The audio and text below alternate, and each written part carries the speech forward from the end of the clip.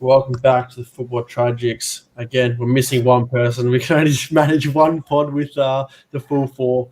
But it's match week 28. It's an absolute blockbuster. There's also some catch-up games next week to get through. So could be a long one. We'll try to get through it as quick as possible. Some big games, Tony. We all know the Manchester Derby's coming up. Massive for you guys. So we'll hear your prediction about that. But let's get straight into it. Here's the games that on show this week. Oh, actually, Tony, you want to take it away because you wanted to do it a different way. No, we'll go that way. Let's just go for it. We're just smashing through it. All right, it's Leicester v Leeds, big one there. Burnley, Chelsea, Villa, Southampton, Norwich, Brentford, Newcastle, Brighton, Wolves, Palace, Liverpool, West Ham, Watford, Arsenal, City, United, and Spurs v Everton. That first one there, Campo, we'll start with you.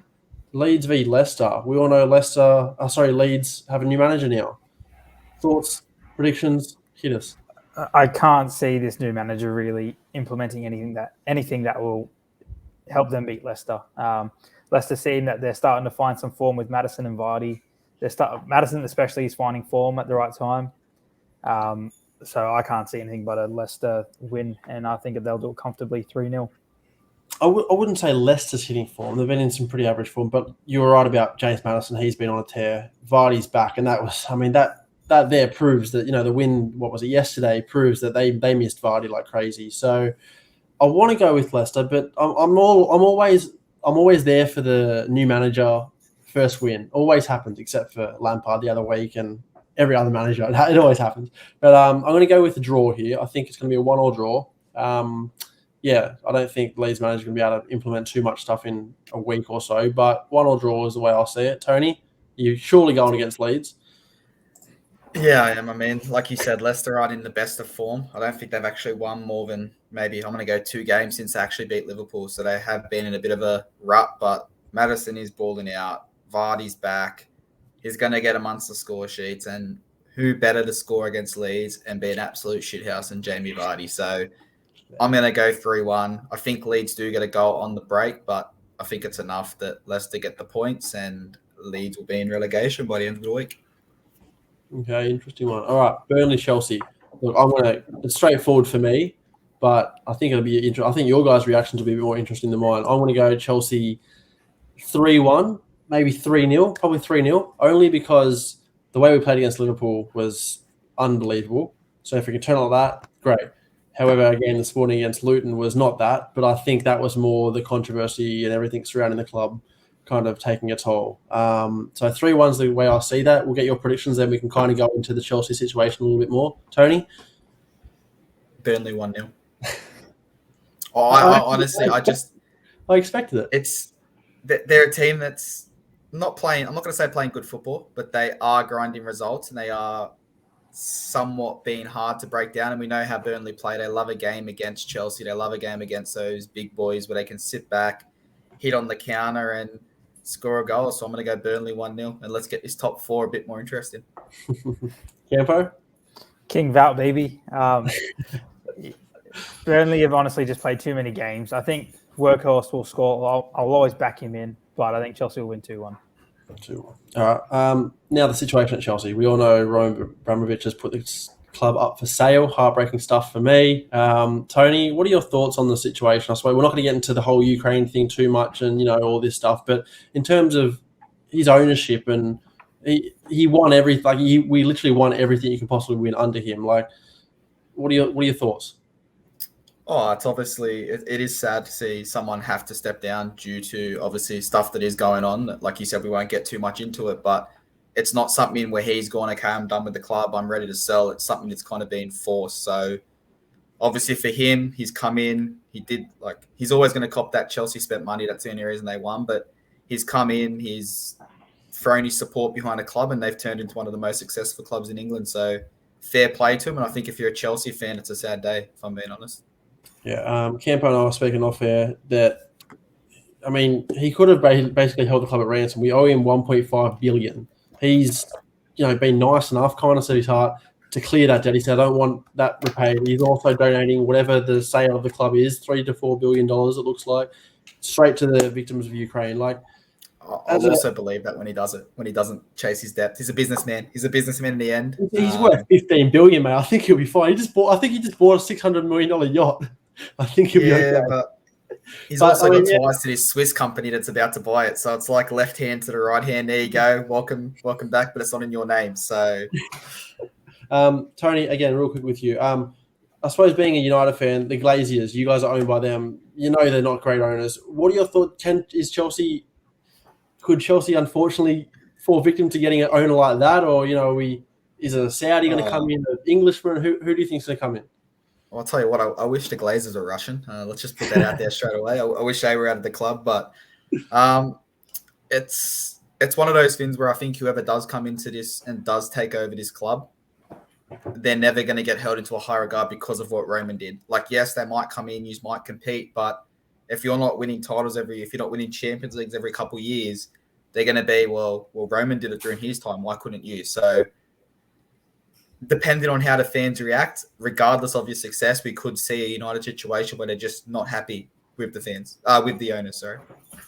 Campo, is this the start of a decline for Chelsea, or you think we'll come out all right? I don't see Chelsea getting a better owner than Roman. He's probably been the best owner out of any club in the entire Prem. And for someone to even beat that, I can't see it happening. So by that, I think there's only one way for you, and that's decreasing a bit. Who do you think will come in? What nationality do we think the new owner is going to be? I hope he's Irish. I'll tell you that much. Irish. Why?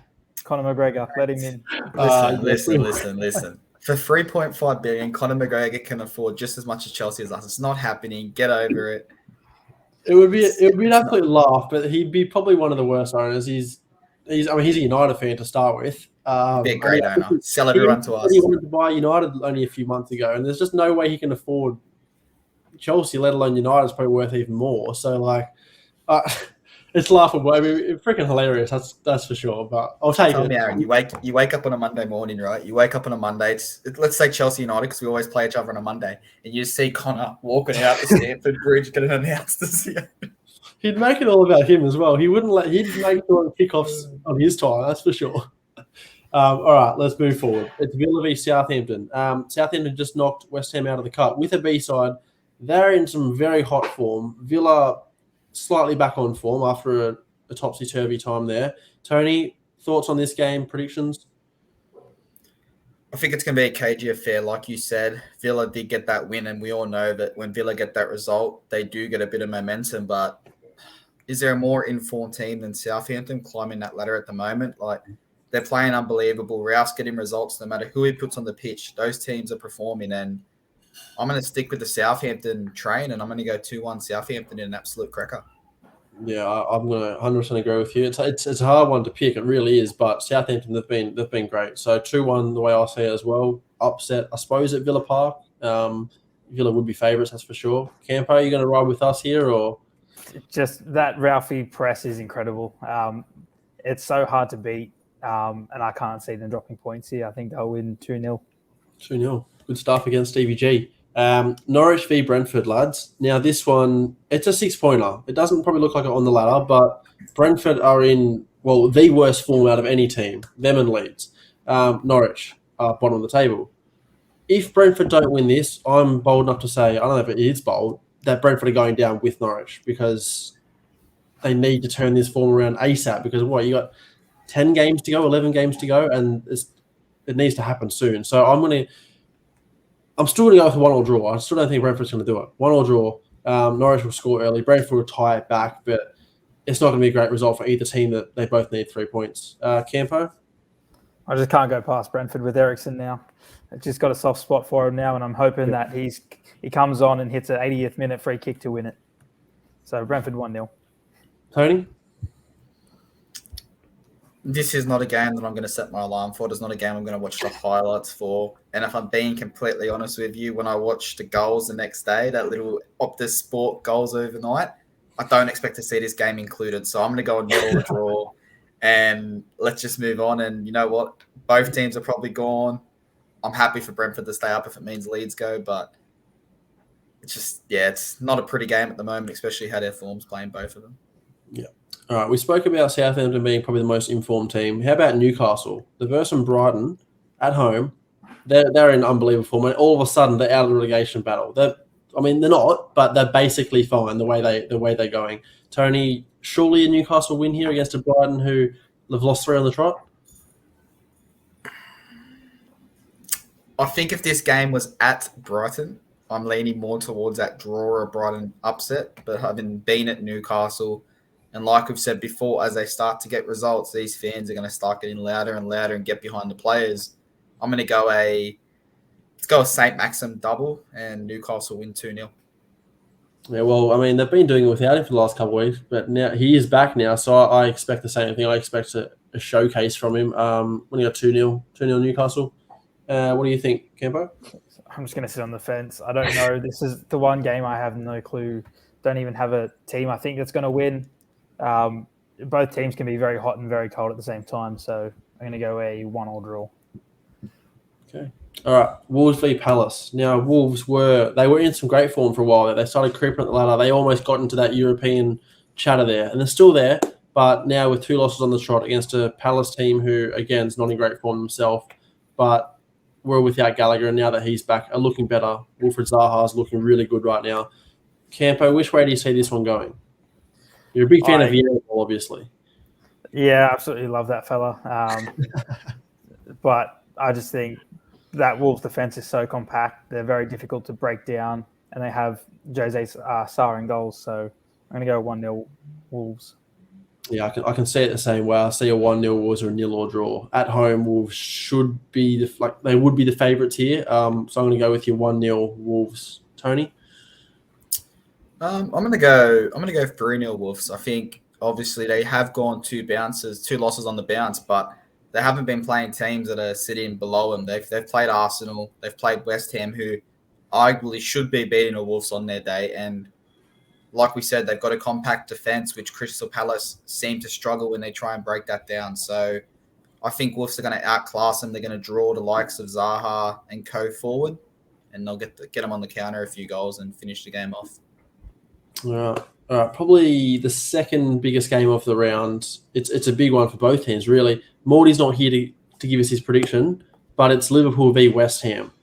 Can we see anything other than Liverpool win the way they're going right now? They've just been crowned Carabao Cup champions. They're in good form. At home at Anfield, they'll be too strong for West Ham, aren't they, Campo? Don't make me say it, but I think they will be. They got to rest some of their players against Norwich this morning, most of them, and they still got the job done 2-1. So full-strength team that just lost to Southampton versus a fully rested team pretty much. You can only see one way going, and I think it's a Liverpool 3-0. Yeah. Like you said, their West Ham lost to a B team in Southampton, really, with their full-strength side. They now travel to Anfield. I see it one way as well. I see a 4-0, 4-1 to Liverpool. I think Luis Diaz, he's been really good the last couple of games. He'll be on the showcase. And Salah, obviously, is doing bits right now. So big win for Liverpool, and it really puts the pressure on City in the next day after. Tony? Yeah, obviously this is a big game in the scheme of things, obviously not just for Liverpool in the title race, but also for West Ham, that top 4 and the Uniteds, Arsenals and Tottenham's, those teams kind of balancing out for that top 4, because if West Ham drop points here, obviously Arsenal play after them, United play after them. There's a big chance they could find themselves slipping down to that Wolves position where Conference League is the best you're going to get. So I'd love to sit here and go, they're going to do the double against Liverpool, but I can't. But I'm going to go, it's an absolute cracker, and I'm going to go 3-2 to Liverpool, and Salah will score the winner. Ooh. Watford v Arsenal. Tony, we're going to come straight back to you for this one. Routine Arsenal win against a Watford. They're not going great right now. I don't think it'll be routine, but I do think Arsenal will get the job done. I think it's going to be a very frustrating game. It's always tough for Arsenal when you're probably relying on 2 youth players to carry that attacking line, and obviously Smith Rowe and Saka. They're going to have games where they draw blanks. I think we've seen that throughout the season already, and this could be a game where we're expected to go out there and score a few goals, and they could struggle. So I'm going to I'm going to go to conservative 1-0 Arsenal and say they just get the job done, but that's enough at this point of the season. We saw, what was a few days ago, a week ago, that Nicolas Pepe finally got some game time again for Arsenal, and he stepped up to the plate and helped win the game against Wolves, turn it around. If he's on and he's really playing well, then I think they're going to win 3-0. But it depends on his performance, I really think. I'm still going to go with an Arsenal 2-1 win. Then they'll get the job done just. But, yeah, I think it depends on Nicolas Pepe this week. Campo, which way do you say it? I think Emmanuel Dennis is better than all the Arsenal players put together. And him by himself could beat that team 3-0. So I'm going to go Watford 3-0. That would have nothing to do with the top 4 race, would it, Campo? No, just my hate for them. Oh, okay. All right. Tony, we get into the big one, the Manchester derby. How nervous are you to start? And then your prediction, of course. Not nervous at all. Don't expect anything from this game, if I'm being completely honest. So, I mean, like I said last week, top 4's done. In my eyes, I think there's too many teams behind us with games in hands. So, I might cop a bit of hate for this, but if I had to pick who my biggest rival is, it's not City. So, I hope City win the title over Liverpool. It's as simple as that. And for the first time in 2 years, or a year and a half, been doing YouTube, I'm going to go City 3-0. I don't see us offering much else. 3-0. All right, well, I see it closer than that only because it's a Manchester derby. And at the end of the day, derby's a derby. Yeah. So anything can happen. But do you want to watch the last derby's highlights and tell me where everything's going to happen? That's where I'm going with this, is the fact that Campo was reading to me your fixtures coming up, and then they're not good. You're seriously in worry of dropping to even 8th spot if you don't perform in the next 3-4 weeks. So this is the start of a massive run for you guys. You haven't been picking up the results against the likes of Watford and stuff, which is disappointing for your sake. You now travel to Etihad against a City team who can't afford to drop points. They literally, they're fighting for a title at the same time as you guys are fighting for top 4. I see it close, but I do see City winning it. I think 2-1. I think Jack Grealish off the bench maybe might start, actually, depending, because he played well the other day, might start. And it's games like this where the $100 million ticket that he's worth, it's where he needs to make a name for himself. So 2-1 City, Jack Grealish on the score sheet. Campo, what do you reckon? I do think City will win, especially with that added pressure that Liverpool had won. I don't see a team better under pressure than City. So I think they'll get it done. I don't think it'll be a blowout like Tony says, but I think it'll be 2-1 City as well. You've never seen a team play under pressure like City. You've never seen United when Ole's about to get the sack. So that's a team that plays under pressure. And I knew that was coming. All right, Kev, we're going to finish with your team for the round. We'll get into the make-up game soon, but it's Spurs v Everton. Which way is this one going? Everton needs some results now. You guys, you need them just as bad as well, I'd say, but which way do you see this one going? We've just had our down week, and we're a roller coaster at the moment, so this is our up week. So I'm going to go Tottenham 2-0. Tottenham 2-0. Comfortable result for Conte at home? I wouldn't say comfortable, but I'll be on the edge of my seat the whole game, but I think we'll just get it done. I'm going to go. I don't know which way to go. I want to side with Lampard's squad, of course, but Conte at home is strong. But I think it's going to be a high scoring game in my opinion. I think it's going to be literally like a 4-2, probably the Spurs. I'm going to say 4-2 to Spurs, just because I think Lampard will want to play some attractive football, but Conte should have enough. Harry Kane. This is a game where Harry Kane just comes alive really and does it all himself really. So probably I'm going to go a hat-trick for Harry Kane. It's the most left-wing thing ever, considering he's got like 5 goals this year. Hat-trick for Harry Kane and the Tottenham 4-2. Put your money on it. It's probably worth a fair bit. Tony, you got to follow me or not? I kind of disagree that Lampard's going to play this flamboyant attacking football. They're at the point of the season now, Everton, where they have a game in hand, if not 2 games in hand on the bottom 2. So they've got 1 on Burnley, 2 on Watford and Norwich. A point here is massive. So it's negative football, but if you play negative football and you sit defensively and you park the bus, Tottenham have proved against teams that do that, they do struggle to break them down. So if I'm Lampard, yeah, it's negative, but if it keeps me up at the end of the season, it's going to keep me up. And it wouldn't surprise me. This is my out there. It wouldn't surprise me if Everton get a very, very dodgy penalty to make up for the penalty they didn't get last week. It's all in the media. They've hyped it up. Obviously, they've come and apologised to Lampard, and he said, well, that's not good enough if it gets us relegated. Don't be surprised if it gets evened up. So Conte has to suffer. Does it just become a revolving thing at that point? Like Spurs now get a penalty next week that's dodgy. Listen. Following, or they're just trying to help Conte out the door like he wants to go. He doesn't want to be there. He's over that club, so let him go. He's basically helping himself out the door at this point. Yeah, I'm gonna go 1-1. I think Son scores and it'll finish 1-1. All right. Campo, you did say your prediction. I'm losing track of thought now. You said it. Yep. Awesome. All right. We go into the catch-up games now. There's 4 of them on a Friday morning, so we've got a few days in between. But the first one's Wolves v Watford. I think Wolves at home, having just beat Palace, I think will be too strong at this point. So 2-0 Wolves. Tony? Yeah, I think Wolves are too strong for Watford, and we all know my feelings on Watford since they sacked Ranieri. So I'm going to go 4-0 Wolves. And again, based on results that happen around that top 4, you could, or even top 6, you could see Wolves back in that Europa League spot.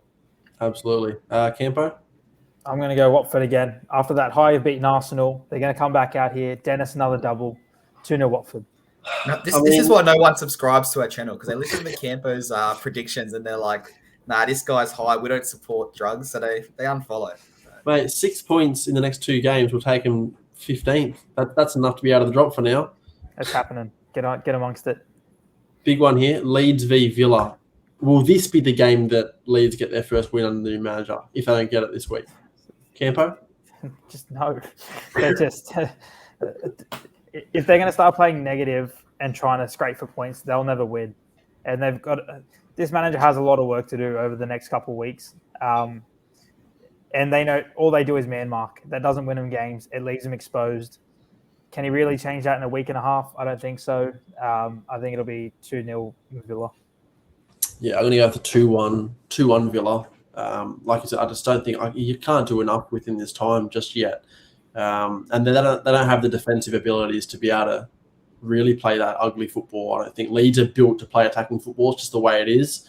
But they're not good enough defensively. And I think Villa, on their day, CVG can get them playing. Like Tyrone Mings can be an absolute pain in the arse. He can be clumsy, but he can play mongrel football and they can set up shop. So I think 2-1 Villa. Tony, which way are you seeing this one?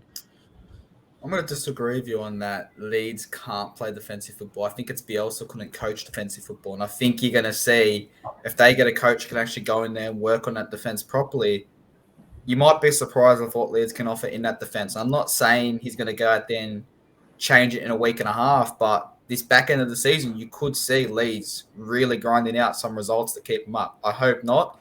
And I'm not going to go from this game, and I'm probably not going to pick them for the rest of the season, but I do see their defense picking up, but I am going to go Villa 2-0. All right. Now, again, Southampton, they're in hot form, but they're also versing another team in very hot form. They're both probably the best form apart from City Liverpool. What's this one going to be? Tony, we'll start with you again. How do you see it going out? It's going to be a big game. This is a huge game, obviously, given what we said about the games earlier in this round. If both these teams have won previously, this could all but save Newcastle. This could all but put them above that 30-point barrier. And I'm going to sit on the fence because Southampton are playing good football. And until we know what that result of that first game is, it's hard to tell. If either of them lose that first game, I think they go on to lose this game as well. But saying that I think they're both going to win that first game of the round, I'm going to go 2-2. 2-2. Straight down the middle. It is hard to predict these games knowing that we haven't seen what they put out just beforehand. I'm going to have to sit in the fence as well. I just don't know how to pick this game. I'm going to go 1-1. I think Southampton score early, Newcastle pick it back late. Highly entertaining game though. I think I can't see this one being a boring game. They're just on great form right now and want to score goals, want to win games. Campo, which way you reckon? I'm going to go the fence too, but I'll go 3-3 just so we're not all the same. 1 or 2 or 3 or chuck your money on one of them. Hopefully one of them's right. All right, final catch-up game, final one of the pod. It's Norwich v Chelsea. I mean, you know what I'm going to say. I'm going to say 4-0 Chelsea. I think Lukaku's going to get a double, Werner's going to get 1, and whoever else gets the other one. We're going to basically, they're already done at this point, Norwich, but it's going to relegate them. Just put them in the bin after this game. What do you reckon, Tony? 4-0 Chelsea, or somehow can they do something like Burnley, like you reckon Burnley will? No, Norwich are terrible. They don't really offer much, but I think it's a bit with 10 games to go. It's still a bit iffy if you can say they're gone. I mean, Leeds are only 6 points ahead of it, and I'm backing Leeds to go down. So, all I can do with another season of Norwich in the Premier League if it means Leeds go down, and we can call it a happy day. But I don't see this being close. I don't see Norwich scoring. I don't see Norwich getting much out of their half. So I'm going to go above and beyond what you said. And I'm going to go 6-0 Chelsea. And Campo, I don't know if you're going to meet us somewhere halfway, but I'm going to go 6-0 Chelsea, and we'll call it the first set one. Well, we put 7 past them the first game we played this season. So, Campo, which way are you saying it? A Chelsea win. I think Timo will have a cracker. You see that he likes to beat on these championship clubs because he can't do it against the Prem clubs. So it'll be 3-0 Chelsea, and Timo will be involved in all the goals. Beauty. I mean, I'll take that. Love to see him get on the score sheet or do something special. All right. Thanks for joining me, lads. I can't wait for the review because, Tony, you'll either be in tears or a very happy man. Morty, hopefully, will be joining us. Hopefully, a very sad man after they've bottled their home game against West Ham. Campo, like I said, Aaron, if Liverpool drop points, it's not a sad man if we lose the derby. That's fair enough. It's as simple as that. And then, yeah, Campo, who knows how you're going to turn out, that's for sure. I think I should have the easier couple games here, but who knows? Again, it's the Premier League. So we will see you again next week. Thanks for joining me, lads. Peace.